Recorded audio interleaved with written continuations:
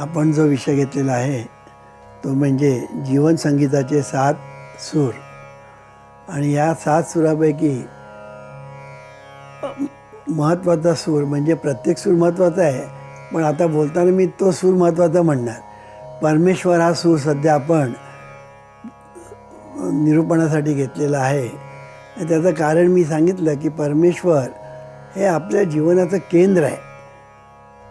म्हणजे याचं महत्त्व जोपर्यंत आपल्याला समजत नाही तोपर्यंत आपल्या मानवी जीवनामध्ये जे प्रगती व्हायला पाहिजे किंवा जी लोकांना सुख शांती समाधान मिळालं पाहिजे ते मिळणार नाही. सायन्सची प्रगती होईल, मटेरियल प्रोग्रेस होईल, निर्णय शोध लागतील, पण माणूस सुखी होणार नाही.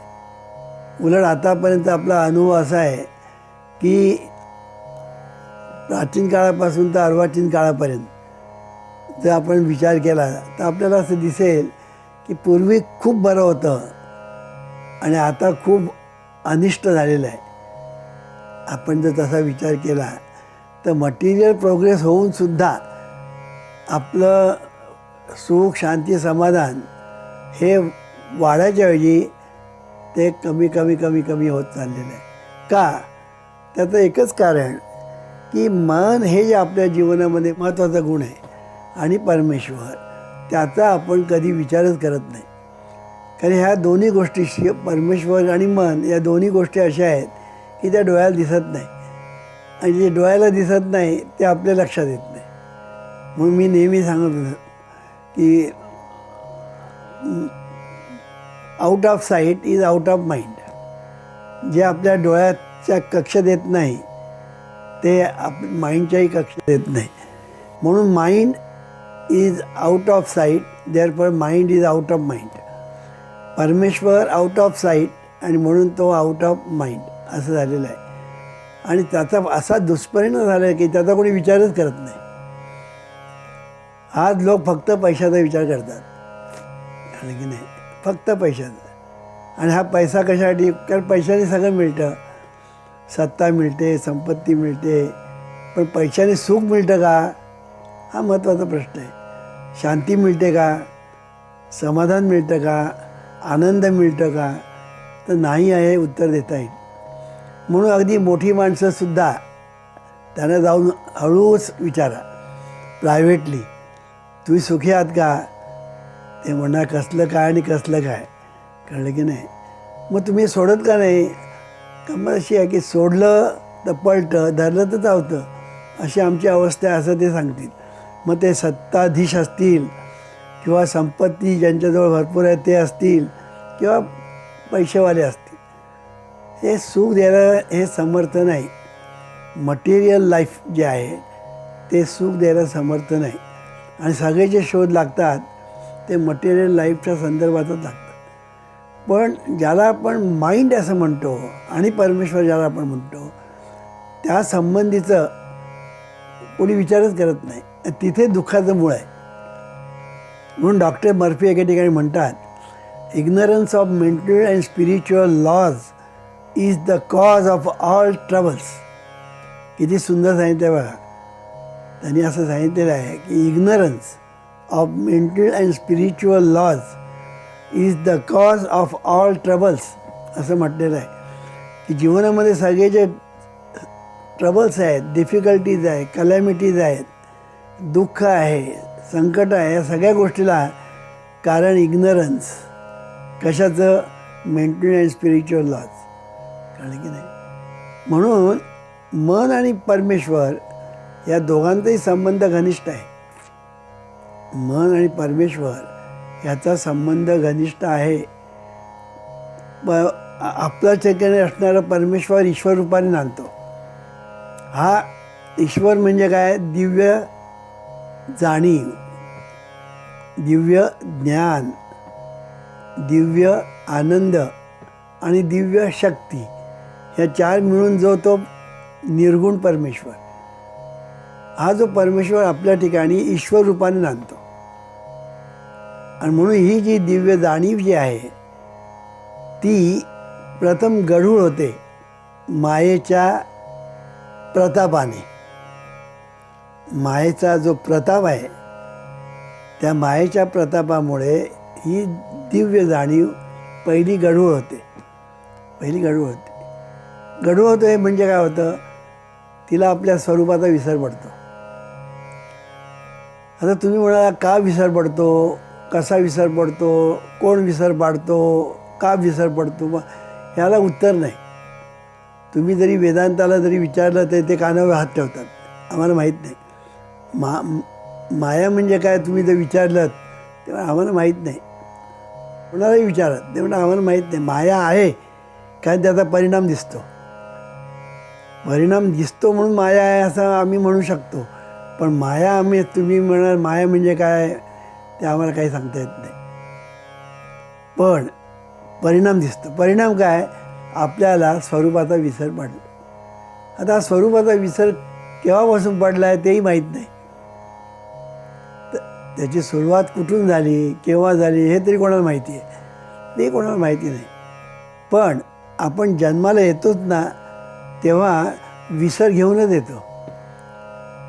किती वेळा जन्म यावे, किती वेळा फजित, असं तुकाराम महाराज म्हणतात की किती वेळा आपण जन्माला येतो आणि किती वेळा फजिती होते याला तोड नाही. ह्याचं कारण का, की जन्माला येतानाच आपण देवाचा विसर घेऊन येतो, म्हणजे भ्रमाचा भोपळा. देवाचा विसर हा जो शब्द आहे ना, हा परफेक्ट नाही आहे, कळलं की नाही. पण मी तो वापरतो कारण का, लोकांना समजावं म्हणून. मग परफेक्ट शब्द कुठला आहे, भ्रम हा शब्द परफेक्ट आहे. की ज्यावेळेला स्वरूपाचा विसर पडतो तेव्हा आपल्या ठिकाणी भ्रम निर्माण होतो, कळलं की नाही. म्हणून हा जो भ्रम आहे, हा भ्रम ह्याचा अर्थ काय, आपण आपल्यालाच ओळखत नाही, आपण आपल्याला ओळखत नाही अशी अवस्था होते. म्हणून जेव्हा आपल्या दिव्य जाणीवेला मायेचा स्पर्श होतो तेव्हा त्या मायेच्या ठिकाणी भ्रम निर्माण होतो, कळलं की नाही. मायेच्या ठिकाणी भ्रम निर्माण होतो. भ्रम निर्माण काय होतो, मी कोण हा भ्रम निर्माण होतो. मी कोण हा भ्रम निर्माण होतो. मग पुढे शरीर, कारण शरीराच्या माध्यमातून ते प्रगट होतं, म्हणजे दिसतं काय, समोर शरीर, मग समोर जे दिसलं तेच आपण. म्हणून मी शरीर, मी देह, अशी एक प्रकारची धारणा त्या जाणीवेने केली. त्या गढूळ जाणीव म्हणजे जीव आणि शुद्ध जाणीव म्हणजे शिव किंवा ईश्वर. म्हणून ही जी गढूळ जाणीव झालेली आहे, भ्रमाने युक्त अशी ही जी जाणीव झालेली आहे, तिला आपण शरीर आहोत असं वाटायला लागलं, कळलं की नाही. ह्याला कल्पना म्हणतात. पहिला झाला भ्रम, दुसरा झाला कल्पना. कल्पना काय केली, मी शरीर. आता गंमत अशी आहे की मी शरीर ही जी कल्पना झाली आहे, त्यामुळे ही दिव्य शक्ती म्हणा किंवा दिव्य जाणीव म्हणा, जरी गढूळ झालेली असली तरी ती मुळात दिव्यच आहे, हे लक्षात ठेवलं पाहिजे. पण गढूळ झाल्यामुळे, स्वरूपाचा विसर पडल्यामुळे, भ्रम झाल्यामुळे त्या जाणीवेने स्वतःला शरीरा इतकं संकुचित केलं. जी व्यापक होती ती संकुचित झाली. किती संकुचित झाली, देहा एवढी संकुचित झाली. मी उदाहरण देतो म्हणजे कळेल. आता या खोलीमध्ये आकाश आहे, ह्या खोलीमध्ये आकाश आहे. आता हे जे आकाश आहे ते आणि बाहेरचं आकाश, हे दोन आहेत का, दोन नाही. या भिंती आल्यामुळे आकाश, भिंती पाडल्या तर हे आकाश आहे ते आकाश एकच, कळलं की नाही. पण भिंती पाडल्या नाही तरी हे आकाश आहे ते आकाश एकच आहे. तर भिंती पाडायची गरज नाही. आज काय झालेलं आहे, भिंत पाडली म्हणजे आकाश आणि ते आकाश एक होईल अशी कल्पना लोकांनी केली. म्हणजे काय, जन्माला आलं नाही आणि मरणातून सुटका, जन्ममरणातून सुटका म्हणजे मोक्ष. म्हणजे काय, तो आणि आपण एक. म्हणून शरीरच नको असा तऱ्हेचा एक संकुचित विचार लोकांमध्ये निर्माण झाला. शरीरच म्हणून जन्म नको आणि मरण नको, म्हणून जन्ममरणातून सुटका म्हणजे मोक्ष. म्हणून आज तुम्ही कुठेही जा, या मोक्षाबद्दल विचार केला जातो. कळलं की नाही? पण हे ते विसरतात लोक की भिंत पाडायची गरज नाही, आकाश आणि बाहेरचं आकाश एकच आहे. तसं शरीर पाडण्याची गरज नाही, म्हणजे शरीर जाण्याची गरज नाही. शरीराच्या ठिकाणी असणारी जाणीव आणि बाहेरची जाणीव एकच आहे, एकच आहे. किंबहुना म्हणतो, हे जे शरीर आहे ना तेच जाणीवेत आहे. खरी गंमत अशी आहे की हे जे शरीर आपलं जे आहे ना ते जाणीवेत आहे. शरीरात जाणीव आहे असं आपण म्हणतो ना, ते पायात जोडे मी घालतो म्हणण्यासारखं झालं. कारण की पायात आपण जोडे घालत नाही, जोड्यात पाय घालतो. पायामध्ये आपण जोडे घालतो असं म्हणतो की नाही, पायात मी जोडे घालतो आणि येतो. तर पायात आपण जोडे घालत नाही, जोड्यात पाय घालतो. तशी इथे ती भाषा आहे की शरीरामध्ये चैतन्य शक्ती किंवा ती दिव्य शक्ती नाही किंवा जाणीव नाही, तर त्या जाणीवेमध्ये शरीर आहे. आणि जाणीवेत शरीर आहे म्हणून शरीरात जाणीव आहे. की नाही, जाणीवेत शरीर आहे म्हणून शरीरात जाणीव आहे. हे लक्षात आलं पाहिजे. आता बघा, सर्व ठिकाणी जाणीव भरलेली आहे. आता तुम्ही ऐकता, तुमच्या ठिकाणी जाणीव आहे. हजारो लोक ऐकतात, लाखो लोक ऐकतात, त्यांच्या ठिकाणी जाणीव आहे. वाघ, सिंह, लांडगे, कोल्हे यांच्या ठिकाणी जाणीव आहे. कावळे, चिमण्या यांच्या ठिकाणी जाणीव आहे. मासे, जलचर त्यांच्या ठिकाणी जाणीव आहे. म्हणजे ही जाणीव सर्व ठिकाणी भरलेली आहे, सर्व ठिकाणी. अगदी जड वस्तूसुद्धा ती जाणीव आहे. सच्चिदानंद स्वरूप सर्व ठिकाणी आहे. म्हणून ही जी जाणीव जी आहे ही सर्व ठिकाणी आहे. म्हणून जाणीवेत शरीर म्हणून शरीरात जाणीव. उदाहरण द्यायचं झालं तर काय देता येईल, पाण्यात घागर म्हणून घागरेत पाणी. एक घागर आहे, ती पाण्यामध्ये सोडली.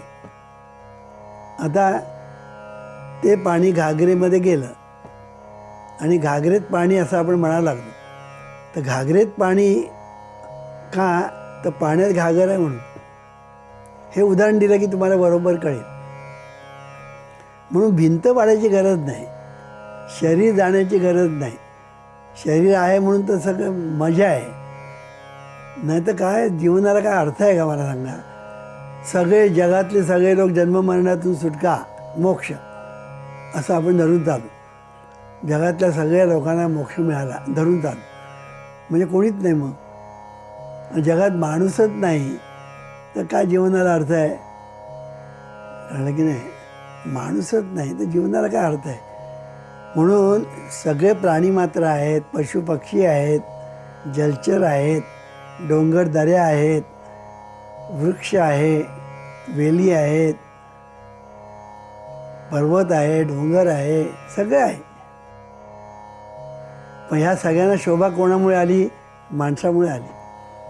कळलं की नाही, माणूसच नाही तर ह्या सगळ्या शोभा आहे असं कोण म्हणणार. वाघाला काय बोलता येत नाही, सिंहाला बोलता येत नाही, पशु पक्षी कावळे यांना कोणाला काय बोलता येत नाही. म्हणून हे सुंदर जीवन आहे, हे जग सुंदर आहे, हे विश्व किती अफाट आहे हे कोण बोलू शकतो, माणूस. आणि त्याचा स्वाद कोण घेऊ शकतो, माणूस. म्हणून माणूस जर नाही, सगळ्यांना जर मोक्ष मिळाला तर काय अर्थ आहे या जगाचं आणि विश्वाचं. मग जगाला शोभा आली ती माणसामुळे. म्हणून जन्ममरणातून सुटका म्हणजे मोक्ष हे आम्हाला मान्यच नाही, हे आम्हाला मान्यच नाही. आमचं म्हणणं असं आहे की मोक्ष नावाचा प्रकारच नाही. हा जीवनविद्येचा एक नवीन सिद्धांत आहे. मोक्ष नावाचा प्रकारच नाही. जे लोक सांगतात मोक्ष मोक्ष मोक्ष, तर मोक्ष नावाचा प्रकारच नाही. मोक्ष हा असूच शकत नाही. का का इथे प्रश्न आला. मग जीवनविद्या नेहमी का हा प्रश्न विचारायला शिकवते. का ह्याचं एकच कारण आहे की आपलं जे स्वरूप आहे हे सच्चिदानंद आहे. पहिलं लक्षात घ्या, आपलं स्वरूप काय आहे? सच्चिदानंद स्वरूप असं आपण म्हणतो. देवाचं स्वरूप काय आहे? सच्चिदानंद आहे. जगाचं स्वरूप काय आहे? सच्चिदानंद आहे. भूतमात्राचं स्वरूप काय आहे? सच्चिदानंद आहे. आता इथे लक्षात घ्या की एकोहम बहुश्याम प्रजयायम आपलं वेदांत सांगतो. परमेश्वर एक होता, तो अनेक झाला. एकोहम बहुश्याम प्रजयायम.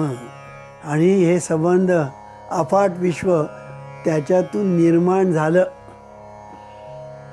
त्यांनी निर्माण केलं नाही, हा आमचा आणखी नवीन सिद्धांत. परमेश्वराने काही निर्माण केलेलं नाही, पण त्याच्याकडून निर्माण झालं. आणि हे सगळं अफाट विश्व, अनंत कोटी ब्रह्मांड असं अफाट विश्व जे आहे, हे विश्व त्याच्याकडून निर्माण झालं. कळलं की नाही? हे त्याच्याकडून निर्माण झालं. आता हे जे सगळं निर्माण झालं त्याच्यामध्ये माणूस निर्माण झाला. त्याच्यामध्ये माणूस निर्माण झाला, डास निर्माण झाला, ढेकूण निर्माण झाले, मासे निर्माण झाले, पशु पक्षी सगळे निर्माण झाले. आता डास चावतात म्हणून तुम्ही जर देवाला शिव्या दिल्या, देवा हे कशाला तू निर्माण केले, हे डास आणि ढेकूण आणि या पिसवा, तर देव म्हणेल मी कुठे निर्माण केले, मी काहीच निर्माण केलेलं नाही. निर्माण झालं, निर्माण झालं. सांगायचा मुद्दा असा, मोक्ष नावाचा जो प्रकार आहे तो मुळात नाहीच आहे. कारण सच्चिदानंद स्वरूप हे देवाचं पण आहे. म्हणून देवाच्या ठिकाणी, परमेश्वराच्या ठिकाणी तो जो नुसता असण्याच्या अवस्थेत होता, त्याच्या ठिकाणी स्फुरण झालं. स्फुरण झालं. स्फुरण कोणामुळे झालं? त्याच्या ठिकाणी जो आनंद आहे त्या आनंदामुळे स्फुरण झालं. आता हे जे स्फुरण झालं आनंदाचं, त्या आनंदाचा स्वाद घेणं जाणीवेला गोड वाटलं. म्हणून त्या आनंदाचा स्वाद घेण्यासाठी ती जाणीव एकोहम बहुश्याम झाली. आणि म्हणून अनंत कोटी ब्रह्मांड जी निर्माण झाली त्याचं कारण ते आहे. कारण की नाही, माझे या विस्तारलेपणाचे नि नावे, हे जगच नोय आघवे, जसे दूध मुराले स्वभावे, तरी त्याची दही की बीजची झाले तरू, तैसा मध्ये एकाचा विस्तार, ते हे जग. जग म्हणजे विस्तार आहे. कळलं की नाही? विस्तार म्हणजे संसार, देवाचा संसार. माणसाचा पण विस्तार होतो की नाही? माणूस एक असतो, मग लग्न करून 2 होतो, मग मुलगा होतो, मग मुलगी होते, पुन्हा मुलगा होतो, पुन्हा मुलगी होते, मग जावई येतो, सून येते, त्यांना मुलं होतात. विस्तार, तैसामध्ये एकाचा विस्तार, ते जग. म्हणजे परमेश्वराच्या ठिकाणी जे आहे तेच आपल्या ठिकाणी आहे, हे लक्षात ठेवायचं. परमेश्वराच्या ठिकाणी जे आहे ना तेच. आपल्याला वाटतं की नाही एकोहम बहुश्याम, आपल्याला वाटतं तसं परमेश्वराच्या ठिकाणी झालं म्हणून आपल्याला वाटतं का तो आपल्या ठिकाणी वास करतो. कळलं की नाही? परमेश्वराच्या ठिकाणी जे मुळात झालं तेच आपल्या ठिकाणी तो ईश्वर असल्यामुळे आपल्या ठिकाणी तेच झालं. किती सुंदर आहे बघा. म्हणून परमेश्वराच्या ठिकाणी एकोहम बहुश्याम झालं. आणि एकोहम बहुश्याम काय झालं तर त्याच्या ठिकाणी जो आनंद आहे तो आनंद स्फुरला. कारण आनंदाचं स्वरूपच स्फुरण आहे. कळलं की नाही? आनंद नेहमी स्फुरद रूप आहे. जसं समुद्र तुम्ही बघितलात ना, त्याच्यावर लाटा उसळत असतात. मग छोट्या मोठ्या असतील पण लाटा उसळत असतात. तुम्ही म्हणा समुद्र सपाट पाहिजे, नाही जमणार. समुद्राच्या ठिकाणी लाटा उसळत असतात. तसं आपल्या ठिकाणी आनंद उसळत असतो, सतत उसळत असतो आपल्या ठिकाणी. तुम्ही कशावरून? त्या आनंदासाठी तर सगळं चाललं आहे. हे सगळं चाललं आहे ते कशासाठी? आता हे माझं प्रबोधन चाललं आहे कशासाठी? आनंदासाठी. का दुःखासाठी चाललं आहे? आनंदासाठी चाललं आहे. की माझं प्रबोधन तुम्ही ऐकलात, तुम्हाला आनंद होतो आणि तुम्हाला हे दिलं म्हणून मला आनंद होतो. हे रेसिप्रोकल आहे, लॉ ऑफ रेसिप्रोकल रिलेशनशिप. की मी तुम्हाला आनंद दिला, तुम्हाला आनंद झाला, तुम्हाला आनंद झाला म्हणून मला आनंद झाला. कळलं की नाही? म्हणजे मला सांगायचा मुद्दा काय, प्रत्येक गोष्ट आपण भोजनाला बसतो, काय कशाला हे भोजन असं म्हणतो आपण. कधी ताट येतं समोर आणि हर हर महादेव म्हणतो असं आपल्याला होतं. कळलं की नाही? मग त्यावेळेला गुरु नाही, सद्गुरू नाही, परमेश्वर नाही, देव नाही, कोणी नाही. फक्त त्या अर्जुनाला जसा पोपट दिसत होता तसं ह्याला फक्त ते ताट आणि त्याच्यामध्ये असणारं पक्व अन्न, त्याला दुसरं काही दिसत नाही.